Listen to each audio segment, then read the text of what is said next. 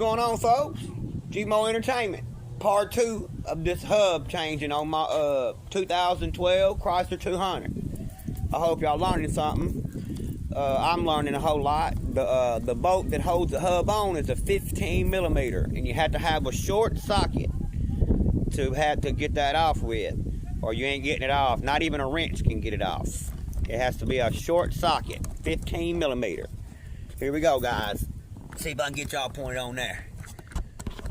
Y'all see that hub? It's a 15 millimeter. Y'all see this hub up here and putting on? It's 15 millimeter to take it off. I had to learn that. But it's easy, really easy. And I always remember it's got a spacer inside this hub. Remember to put that spacer back, because if you don't put it back, it could mess it up or do something to it where it won't work right. I looked that up online too. Everything I do, I pretty much look up on YouTube or online myself. So I'm doing a YouTube video. Maybe I can help somebody else out, you know.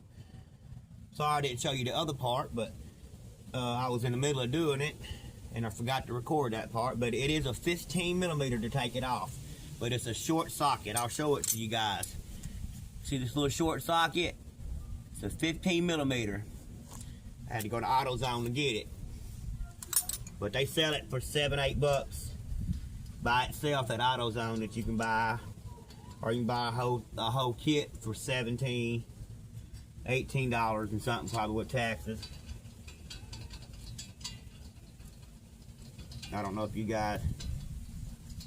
what you guys prefer to do, buy the kit or y'all buy the socket by itself. I just bought the socket by itself because that's all I needed. I got a whole box of sockets. I just didn't have that short one. I got a 15 millimeter, but it wasn't short enough. It wasn't short enough to put it on or take it off. Put it on and take it off.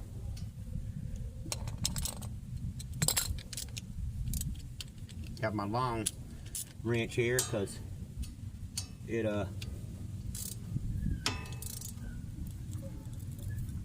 gives me a little leverage where I can actually bite onto it.